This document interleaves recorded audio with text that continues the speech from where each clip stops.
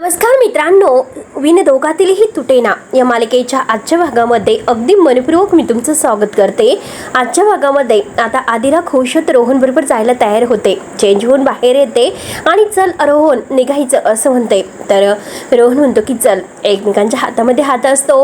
आजी म्हणते की अरे पण एक गोष्ट, अरे जरा कमी भांडा। आदिरा म्हणते की भांडणं तर होत असतात, परंतु यावेळेस मात्र मी जास्तच अगदी लावून धरलं आणि इकडे निघून आली। मी असं करायला नको होतं, पण एका अर्थी बरं झालं की मी इकडे निघून आले, कारण रोहन आता पासून जरा मी लांब राहिले, त्यामुळे मला रिअलाइज झालं की मी त्याच्यापासून लांब राहू शकत नाही। तेव्हा स्वानंदी, आजी, समर खुशूत बघून हसत असतात आणि मला रोहनच्या प्रेमाची किंमत समजली।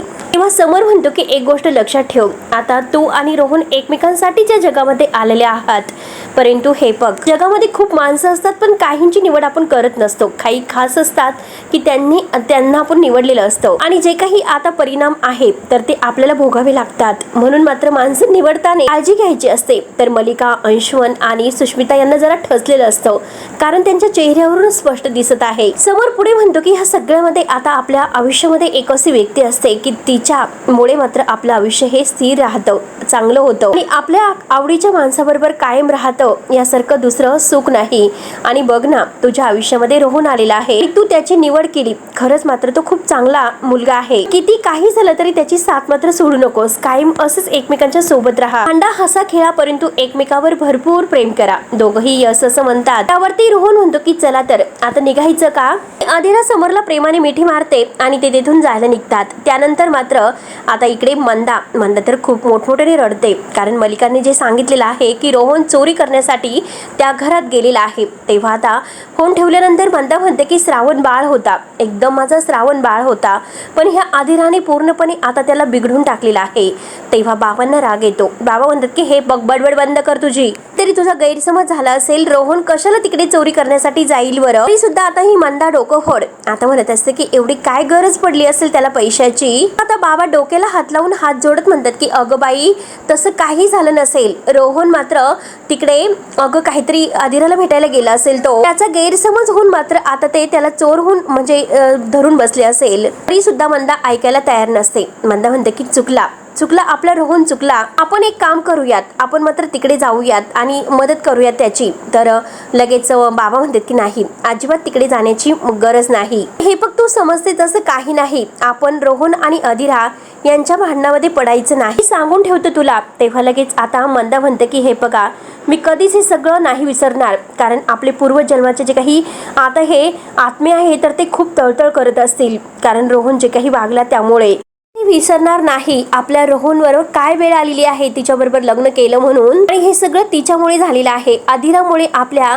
ह्या रोहनला खाली मान घालावी लागलेली आहे। त्यानंतर आता इकडे स्वानंदी, समर, आजी खूप खुश होतात। आजी म्हणते की हो ना, आपली चिमणी आनंदाने परत तिच्या घरी गेली तर। मलिका तोंड पाडून म्हणते की तसं आपणच समजायचं। तर आजी म्हणते की अगं तसं का म्हणते, तू बघितलं नाहीस का किती खुश होती ते। मलिका म्हणते की हो का, आणि बघा ना, अहो डॉलचं काहीतरी तिसरंच वेगळं असतं, तिच्या डोक्यामध्ये काही ना काही सुरूच असतं, आणि आज मात्र भांडण होऊन माहेरी आली, आणि उद्या तिचं काय सांगावं की संसाराचा कंटाळा आला म्हणून मात्र ती आता इकडे माहेरी येऊ शकते। नावाची आदिरा आहे आणि कसं त्यांचं नातं टिकणार आहे माहिती नाही। त्यावरती मात्र आता लगेच समर म्हणतो की हे बघ, अगं ती आदिरा आहे, ते असं काही करणार नाही, जरी आता खेळकर असली अशी तरी सुद्धा लग्न म्हणजे एक आता जाणीव आहे, हे तिला कळतं। त्यावरती आजी म्हणते की नुसतं कळत नाही, तर ती उत्तम प्रकारे नातं सुद्धा निभावून दाखवते। अर्पितासारखं नाही, तर माहेर येऊन बसत नाही सारखं सारखं, थोडा वेळ येते परंतु डोकं शांत झाल्यानंतर परत खुश होऊन जाते। तेव्हा समर म्हणतो की हे बघ काकू, तू अजिबात टेन्शन घेऊ नकोस, कारण रोहन आणि आदिरा एकमेकांना छान सांभाळ करतात, एकमेकांना समजून घेतात आणि त्यांचं नातं खूप छान आहे। थोडंसं भांडण, थोडंसं प्रेम, आणि नवरा बायकोचं नातं तर हे असंच असलं पाहिजे।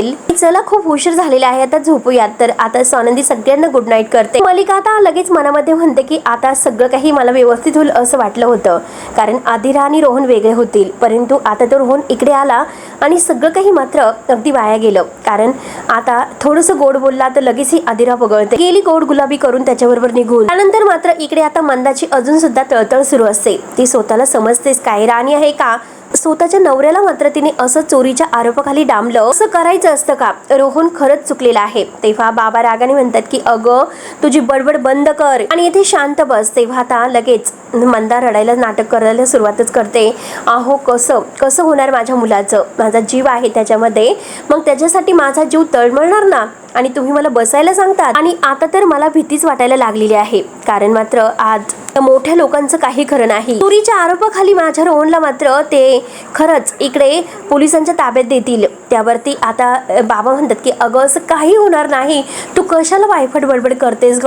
आता मंदा म्हणते की का करणार नाही, कारण ज्यावेळेस आता पाय मोडला होता त्या अधिराचा, त्यावेळेस मात्र ते मला पोलिसात द्यायला तयार झाले होते. तेव्हा बाबा म्हणतात की अगं त्यावेळेस तुझी चूक झाली होती, कारण तुझ्यामुळे मात्र आता अधिराचा पाय मोडलेला होता आणि त्याला बघितल्याशिवाय माझा काही जीव चैन पडणार नाही. काही झालं तरी की मला त्याला बघायचं आहे. आणि तेवढ्यात रोहन आणि अधिरा घरी येतात.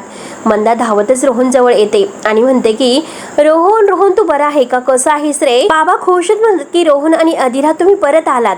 तेव्हा रोहन खूप खुश होतो आणि अधिरा सुद्धा, ते पण एकत्र. तर रोहन म्हणतो की हो बाबा. तेव्हा लगेच आता ही मंदा अधिराला टोमणे मारत बोलत असते, वाटलं नव्हतं की तुमचं येथे परत पदार्पण होईल, मी तर येथे येणार नव्हता, भांडून गेला होतात आणि शेवटी झालं का तुमचं समाधान? आणि आता सगळ्यांच्या समोर म्हणजे तुमच्या घरासमोर रोहनचा अपमान करून खूप बरं वाटलं असेल, समाधान झालं असेल. तेव्हा रोहन म्हणतो की हे बघ आई, अगं आई जरा शांत हो. आता भांडणामध्ये जी काही चूक असेल तर ती आमची असेल, तू अधिराला कशाला बोलतेस? तेव्हा लगेच मंदा लगेच म्हणते की बघ बघ कसं माझं बाळ शहाणं आहे, कारण हे बघ लाख पटीने त्याचा जरी अपमान झाला असेल पण तरी सुद्धा मात्र तो म्हणजे सॉरी बोलतो, अगदी मोठ्या मनाने माझी माफी मागतो. अधिरा म्हणते की आई अहो मी कुणाचा अपमान नाही केलेला, तुम्ही असं का बोलता? रोहन म्हणतो की हो अधिरा तू कुणाचाच अपमान नाही केलेला. आणि आई हे बघ मी तिला आणायला तिथे गेलो होतो, त्यामुळे आता तिला जरा खुश करण्यासाठी मी चोरासारखं त्या घरामध्ये शिरलो. मंदा म्हणते की म्हणजे हिच्या घरच्यांनी मात्र याच्यावर चोर म्हणून काही अपमान वगैरे नाही केला का? चोर म्हणून याच्यावर आरोप नाही केले आणि समर रावांनी तुला पोलिसात नाही ना दिलं? तेव्हा रोहन म्हणतो की ते कशाला मला पोलिसात देतील बरं? हे बघ तेथे मात्र थोडासा माझ्यामुळे गैरसमज तर झालेला आहे आणि त्यासाठी मात्र मी त्यांची माफी सुद्धा मागितलेली आहे. आणि हे बघ तेथे त्यानंतर मात्र आम्ही इतके हसलो काय सांगू सगळ्या गोष्टी. तर अधिरा लगेच आता रोहनकडे बघून हसते, खुश होत. तर बाबा म्हणतात की बघ ते दोघं किती खुश आहे. तेव्हा आता मंदा लगेच कपाळाला हात लावते. तर बाबा म्हणतात की हे बघ मंदा, भरल्या घरामध्ये मात्र आता असं कपाळाला हात लावून घेऊ नकोस. मुलं आनंदाने घरी आलेली आहे, ते आनंदाने त्यांचं स्वागत कर. आणि रोहनला म्हणतात की रोहन खरंच अगदी बायकोला तू आनंदाने परत घरी घेऊन आला, मात्र तू उत्तम केलं. तेव्हा अधिरा म्हणते की बाबा आमची आणखीन एक फनी मेमरी सुद्धा क्रिएट झाली. त्यानंतर मात्र इकडे आता स्वानंदी आणि समर रूम मध्ये आलेले आहेत. त्यांचा पता पुन्हा आबोला सुरू झालेला असतो. समर सोफ्यावर बसतो आणि स्वानंदीची तंतन सुरू असते. सुद्धा आपल्या बेडवर जाऊन बसते, पण समरशी काही बोलत नसते. दोघंही मात्र आता अंगावर घेतात आणि आपापल्या जागेवर झोपतात, परंतु सगळं काही लक्ष एकमेकांकडे असतं.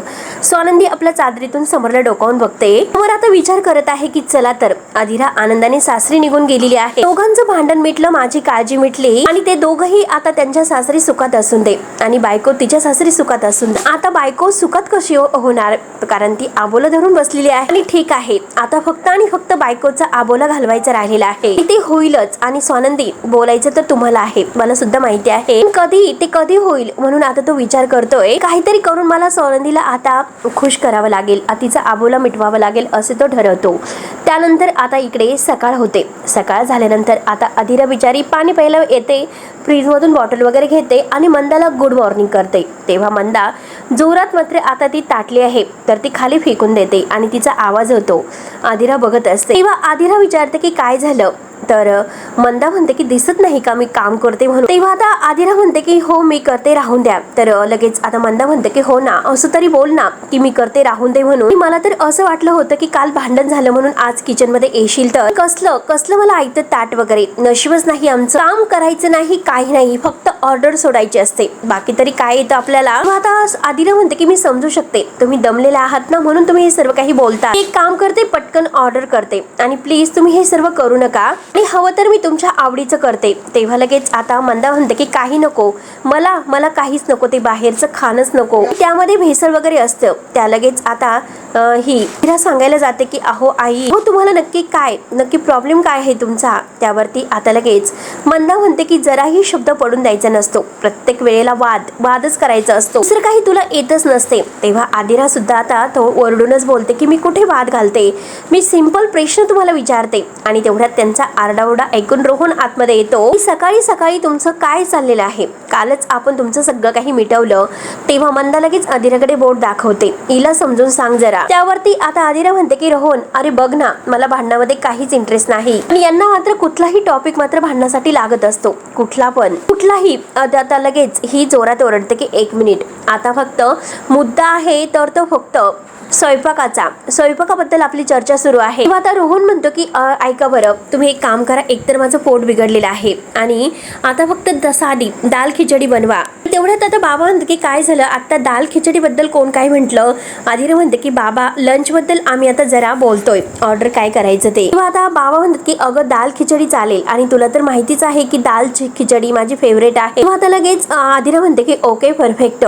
आदिरा म्हणते की ओके आणि दाल खिचडी आहे तर ती लंचच्या वेळेस मी ऑर्डर करते. आणि आई तुमच्यासाठी काय ऑर्डर करायचं बरं. तर लगेच आता मंदा रागाने म्हणते की नकोय मला, हे बघ मी करेल घरी माझ्या मुलासाठी, तो माझा मुलगा आहे ना, दाल खिचडी वगैरे आहे तर ते मी घरी करेल. लगेच रोहन म्हणतो की ओके ठीक आहे. तर बाबा लगेच म्हणतात की कधी कधी शरीरासाठी हलका आहार सुद्धा उत्तम असतो. आणि चल रोहन, आपण मात्र वृत्तपत्रातील जी काही कोडी आहे तर ती सोडूयात. आणि ते दोघं बाहेर जातात तर मंदाची तळतळ सुरूच असते, आयुष्याचे कोडे सोडवा जरा. तेवढ्यात मात्र मंदा काहीतरी डब्बा काढायला जाते तर तिच्या हातातून पुन्हा डब्बा खाली पडतो, जोराचा आवाज होतो. तेव्हा आदिरा पुन्हा म्हणते की आई तुम्ही कुकिंगचा आज काही करूच नका, मी आहे बाहेरून ऑर्डर करते, एकदम शॉप असं रेस्टॉरंट मधून तुम्हाला आवडेल तसं. मंदा वैतागून म्हणते की मी तुला एकदा सांगितलं, मला माझं काम करून दे, मी सगळं काही करते. आदिरा म्हणते की आई अहो ऐका ना. मंदा म्हणते की मी तुला एकदा सांगितलं, तू जा बरं त्यांच्याबरोबर कोडी सोडव. आदिरा म्हणते की आई अहो करते ना मी. तेवढ्यात मात्र आता ती आदिराला अगदी असं धावून सांगायला जाते की जा म्हणते ना मी तुला. आणि तेवढे तिचा पाय घसरतो आणि ती खाली पडते आणि जोरात मात्र आता रडायला सुरुवात करते.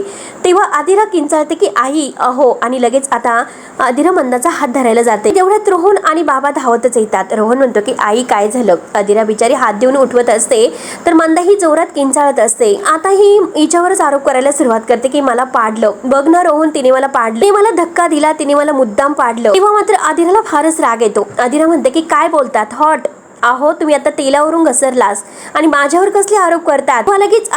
लगेच ही मंदा म्हणते की नाही, अरे ही खोटं बोलते, हिने पाडलं मला. आदिरा जोरात ओरडते की मी खोटं बोलते का, तुम्ही खोटं बोलतात. मंदा म्हणते की हो तूच खोटं बोल. काय धडधडीत खोटं बोलतात, मी काहीच केलं नाही, मी साईडला उभी होते आणि धडधडीत त्या तेलावरून पाय घसरून पडल्यात आणि रोहन ते खूप खोटं बोलतात असे बोलून आता आदिरा बाहेर निघून जाते.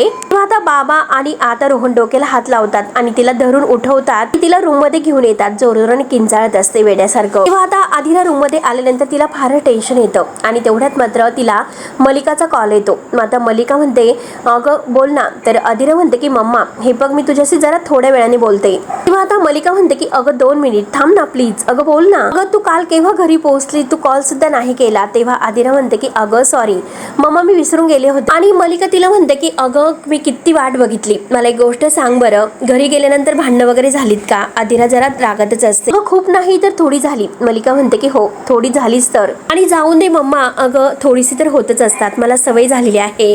तर मलिका आता म्हणते की अगं डॉल मी तुला खूप मिस करत आहे, मला असं वाटतं की आपण काही वेळ खूप असं एकत्र वेळ घालवला असता. किंवा आदिरा रडायला सुरुवात करते आणि म्हणते की मला सुद्धा आता हेच वाटायला सुरुवात झाली की मी तिकडेच थांबायला हवं होतं. किंवा लगेच आता मलिका म्हणते की 1 मिनिट, अगं डॉल तू का रडतेस, काय झालं, म्हणजे तो रोहन परत तुझ्याशी भांडला की काय. तेव्हा आता आदिरा रडायला सुरुवात करते आणि म्हणते तो नाही, आणि आता कशावरून त्याने भांडण केलं म्हणजे आईचं नाव घेते. आणि आता आदिरा सांगायला सुरुवात करते की ते स्वयंपाकघरात काम करत होते, त्यांच्याच हातूमधून ऑइलचा डब्बा खाली पडला आणि त्या ऑइलवरून घसरले. त्या पण माझ्या समोर पडल्यात आणि त्या मला ब्लेम करत होत्या आणि त्या मला म्हणत होते की मी त्यांना पुश केलं, मग तू सांग की मी का त्यांना भांडेल बरं. मलिका म्हणते की हो ना, माझा पूर्ण विश्वास आहे की माझी डॉल कधी असं नाही करू शकत. आता आदिरा रडत रडत म्हणते की हे बघ मम्मा मला काही सुचत नाही, आपण नंतर बोलूयात ओके. आता मलिकाला फारच आनंद होतो की आता ही मंदा पडली म्हणून. बरं झालं पडली आणि तोंडावर नाही पडली. त्यानंतर आता इकडे मंदाला मात्र ते उचलून घेऊन येतात रूम मध्ये आणि आता ती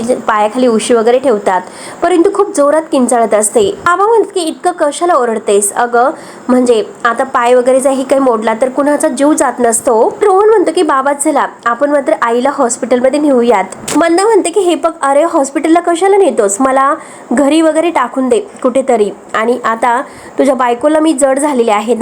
तर रोहन म्हणतो की बरं एक सेकंद आई थांब, मी तुझ्या पायाला बर्फ लावतो आणि बर्फ लावून मात्र आता मस्त शेकवतो आणि मी डॉक्टरांशी सुद्धा बोलून कुठले तरी पेन किलर वगैरे करतो, तू काहीतरी ओरडू नको.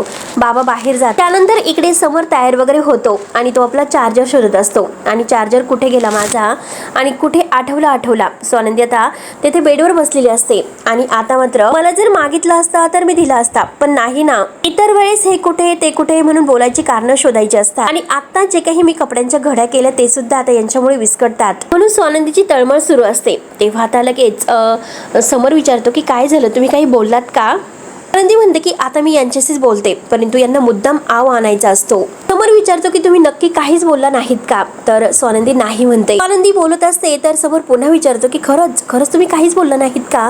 तेव्हा आता स्वानंदी म्हणते की नाही हो, तुमचे कान वाजत असतील. समोर म्हणतो की कानांचं तर काय, त्यांचं कामच असतं वाजण्याचं. ठीक आहे तुमचं चालून द्या. आणि आता स्वतःशीच म्हणतो की माझे कान वाजलेत. मला म्हणतात स्वतः आबोला धरलेला आहे, मग स्वतः बोलून तो आबोला संपवायला नको का, आणि असं किती दिवस वागायचं. तेव्हा स्वानंदी विचारते की तुम्ही काही बोललात का. तर समोर म्हणतो की छे मी कुठे काय बोललो, कधी बोलतच नाही, माझी काही दिशात आहे का बोलण्याची. तेव्हा स्वानंदी म्हणते की खोटं. तेव्हा समोर विचारतो की तुम्ही काही म्हणालात का. स्वानंदी म्हणते की नाही, तुम्ही काहीतरी म्हणालात परंतु मला ऐकल्यासारखं वाटतंय. समोर म्हणतो की मी कधी काही म्हणतच नाही, पण कदाचित असं असेल जे कान ती तसं वाचत असतील. आणि तेवढ्यात मात्र आता समोरला कॉल येतोय आणि तो म्हणतो की तुम्ही मीटिंग सुरू करा, मी येतोच. आल्यानंतर काय करणार, मी बोलणार आणि तुमचं ऐकणार का. आणि त्यासाठीच हे अवय असतात, नाही जर म्हणजे वापरले तर गंज चढे. मीटिंग सुरू करा, मी आलो. म्हणून तो आता बाय करून फोन ठेवतो आणि आपला बॅग वगैरे घेतो आणि लगेच तिथून जायला निघतो. तेव्हा स्वानंदी मात्र आता नाराज होते आणि त्याच्याकडे पाहतच असते. तर मित्रांनो आता पुढे नक्की काय होईल हे बघायला विसरू नका. तोपर्यंत धन्यवाद.